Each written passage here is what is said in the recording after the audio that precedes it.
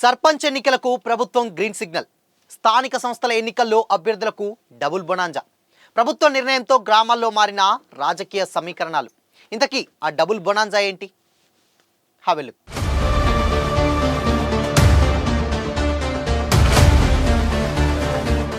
నమస్తే, welcome to Disha TV.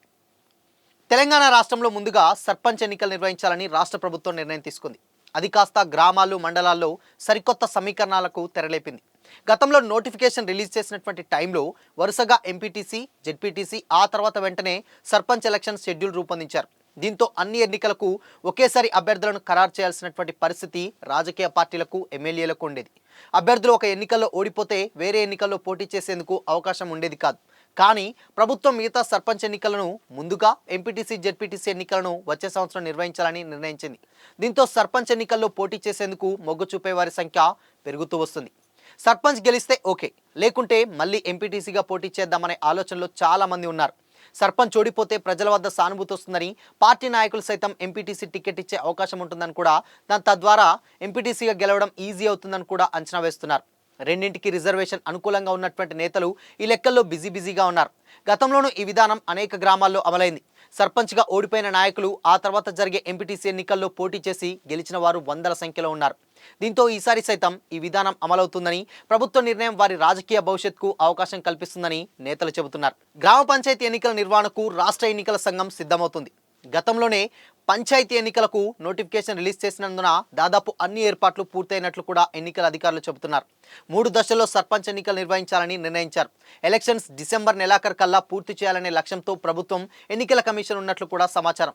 ఇందుకు అనుగుణంగానే రిజర్వేషన్ల ఖరారు చేసేందుకు అవసరమైనటువంటి నివేదికల కోసం డెడికేటెడ్ కమిషన్కు లేఖ రాశారు.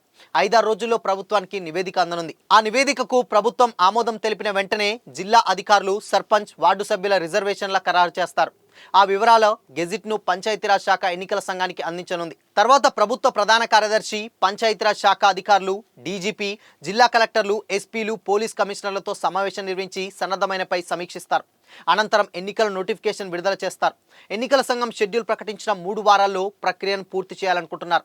ఎన్నికల నోటిఫికేషన్ విడుదలైన నాటి నుంచి 3 దశల్లో అంటే 21 రోజుల్లో ప్రక్రియ పూర్తి కానుంది.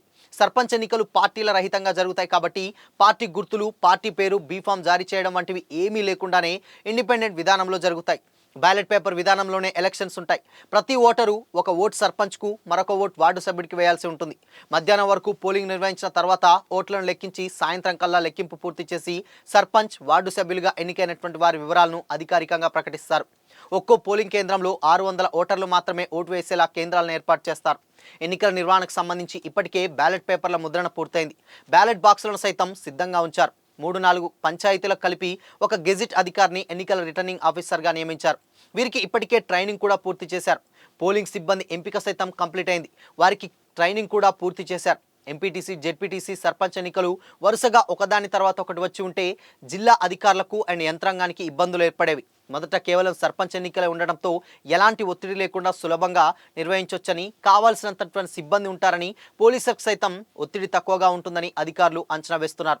సో మొత్తంగా ఇక ఎప్పుడైనా కానీ గ్రామాలలో ముందుగా సర్పంచ్, ఆ తర్వాత ఎంపీటీసీ, జెడ్పీటీసీ ఎన్నికలు ఉండేది. కానీ ఈసారి బీసీ రిజర్వేషన్ల ప్రక్రియలో భాగంగానే ఈసారి ఎంపీటీసీ, జెడ్పీటీసీ ఎన్నికలకు కోర్టులో తీర్పు వచ్చిన తర్వాత వెళ్ళాలని, ముందుగా పంచాయతీ ఎన్నికలు అంటే సర్పంచ్ ఎన్నికలు నిర్ణయించాలని కూడా ప్రభుత్వం అయితే డిసైడ్ చేసినట్లు తెలుస్తుంది. ఇక డిసెంబర్ రెండో వారంలో కూడా ఎలక్షన్ నోటిఫికేషన్ జారీ చేసేటువంటి అవకాశం ఉంటుంది.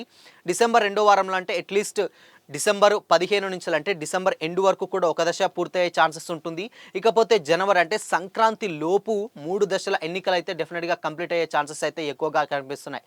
సంక్రాంతి 15, 14 అయినా కానీ 17 ఆ లోపు కనుక డెఫినెట్గా సంక్రాంతి లోపు అండ్ దాని తర్వాత సంక్రాంతి తర్వాత 1 డే బిఫోర్ అలా ఎలక్షన్స్ మొత్తం కూడా కంప్లీట్ అయ్యే ఛాన్సెస్ అయితే తెలంగాణ రాష్ట్రంలో కనిపిస్తుంది. ఇక ఎంపీటీసీ, జెడ్పీటీసీ ఎన్నికలు మాత్రం డెఫినెట్గా కోర్టు తీర్పు తర్వాత ఇంకొక సంవత్సరం వేచి ఉండేటువంటి ఛాన్స్ కూడా లేకపోలేదు. అయితే ఇప్పటికే దాదాపు అంటే కాంగ్రెస్ ప్రభుత్వం వచ్చి కూడా ఒక 2 సంవత్సరాలు పూర్తయింది. ఈ 2 సంవత్సరాలలో కూడా ఇక గ్రామాలలో ఉన్నటువంటి ఆ పెండింగ్ బిల్లులు అలానే ఉండిపోయినాయి. ఇప్పటికే 2 సంవత్సరాలు డిలే చేస్తే ఇక సర్పంచ్ కాకుండా ఇప్పుడు ఎంపీటీసీ ఎన్నికలకు ఇంకొక సంవత్సరం ఉండే టైం అయితే ఉంటుంది. ఇక ప్రభుత్వం ఏదైతే ప్రభుత్వంలో ఉన్నటువంటి కాంగ్రెస్ ప్రభుత్వం ఉందో ఇంకొక ఎంపీటీసీ ఎన్నికలు జరిగినటువంటి ఇంకొక 2 ఇయర్స్‌కి ఆ ప్రభుత్వం కూడా దిగిపోయే ఛాన్సెస్ ఉంటుంది. సో దీనివల్ల పెండింగ్ బిల్లులు కానీ, పోటీ చేసినటువంటి అభ్యర్థులు కానీ వీళ్ళందరూ కూడా చాలా ఇబ్బంది పడేటువంటి సిచ్యువేషన్ కూడా ఉందని కూడా కొంతమంది రాజకీయ విశ్లేషకులు అయితే చెప్తా ఉన్నారు. సో చూడాలి మరి ఇన్‌కేస్ అది 1 ఇయర్‌కి పొడిగిస్తారా? లేకపోతే ఇన్‌కేస్ ఇంకా కొంచెం ముందుకొస్తారనేది తెలియాల్సిందంటే డెఫినెట్‌గా మరికొద్ది రోజులైతే వెయిట్ చేయాల్సిందే. సార్ మొత్తంగానైతే